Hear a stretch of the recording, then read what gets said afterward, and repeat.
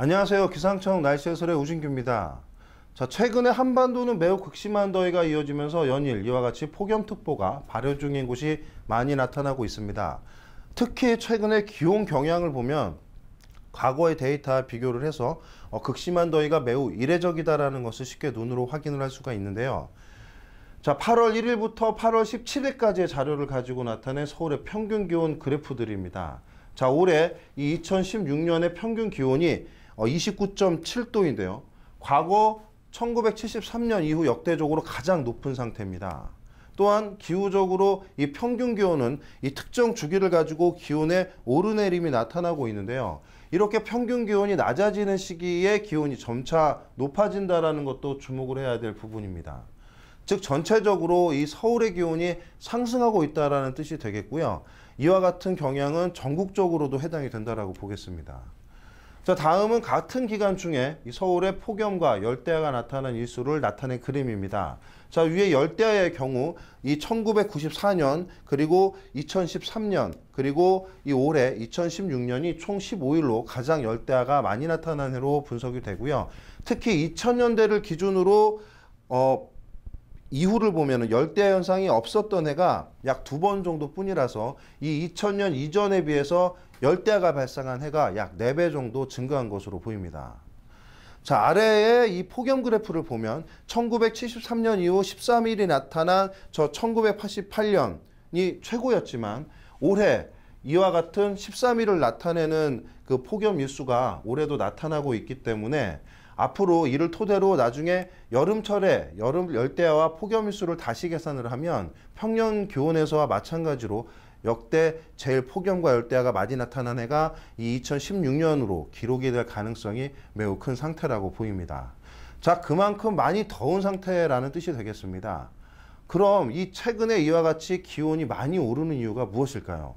자, 그림으로 한번 알아보겠습니다. 먼저 전지구 해수면 온도 그림인데요. 최근 이 8월 달 동안의 해수면 온도가 평년에 비해 이 파란색과 같이 낮은지 또는 이 붉은색과 노란색 영역과 같은 높은 영역이 있는지를 표현한 그림입니다. 우리가 간혹 라니냐를 얘기를 하는데요. 이 그림에서 보면 이 페루 부근에서 평년보다 낮은 해수면 온도 분포를 그리고 있죠.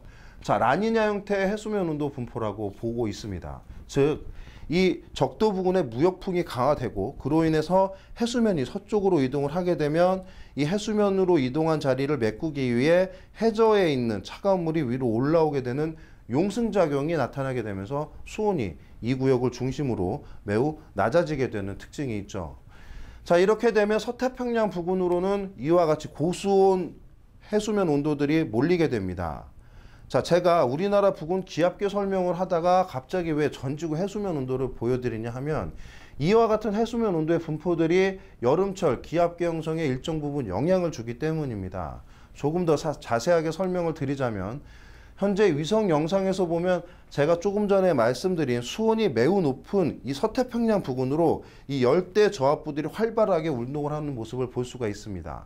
자, 그와 관련해서 상관관계라고 우리가 얘기를 하는데 그 북쪽으로는 이 저기압 이후에 건조역 부근에 고압대가 이렇게 버티고 있는 모습들을 보실 수가 있죠.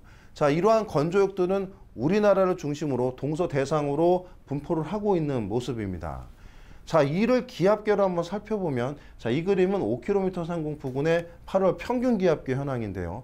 그림에서 보시면 우리나라 동쪽으로 이와 같이 북태평양 고기압이 평년에 비해 다소 강화된 모습, 그리고 우리나라 부근에도 다른 고압대가 이렇게 분포를 하고 있는 모습입니다.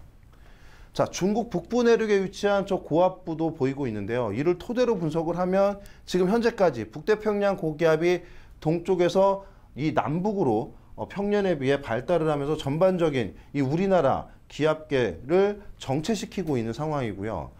특히나 이 중국 북부에서 발달한 고기압은 우리나라 부근까지 영향을 주고 있다는 의미가 되겠습니다. 이는 최근 우리나라 주변 공기계들이 이동이 매우 느리게 된다는 의미가 되고요. 최근 중국 북부에서 나타나고 있는 이 매우 고온 현상에 의해 뜨거운 공기가 축적되고 있는 상태에서 시기적으로 이와 같이 대기, 상공 10km 부근으로부터는 이 티벳 고기압으로부터 발달한 북서풍의 기류가 우리나라 쪽으로 이동을 하게 되면서 그 외 지역의 뜨거워진 공기들이 대기 상층으로부터 우리나라 쪽으로 전달받는 상황이 되었다고 볼 수가 있습니다. 또한 대기 하층에서는 우리나라 부근으로 지속적인 하강기류 형성과 관련한 이와 같이 고압대가 형성이 되면서 충분한 양의 일사가 지속이 되고 있습니다. 자, 앞에서 언급한 이 중국 북쪽의 고온의 공기 유입과 더불어서 우리나라는 전반적으로 폭염과 열대야가 이와 같은 두 번째 이유와 더불어지면서 열대야와 폭염이 지속되게 하는 가장 큰 원인이라고 하겠습니다. 또한 이러한 동서로 길게 자리 잡은 이 동서고압대가 우리나라에 영향을 주면서 서쪽에서 접근하는 이쪽 부근의 저기압에 의한 강수대가 우리나라로 접근을 하게 되면 약화될 수밖에 없는 상황이어서요. 체계적인 이 시스템상에서의 강수는 기대하기가 어렵고요. 주로 이 고기압 영역에서 대기가 불안정해지면서 소낙성 강수가 예상이 되기 때문에 강수량 자체가 비교적 평년보다 적은 상태라고 볼 수가 있겠습니다. 자, 이러한 상황은 이번 주말까지도 크게 달라지지 않는다고 분석이 되기 때문에 이 국민 여러분들께서는 더위에 대한 주의에 각별히 신경을 써야 하실 듯 합니다. 자, 지금까지 날씨 해설의 우진기였습니다. 감사합니다.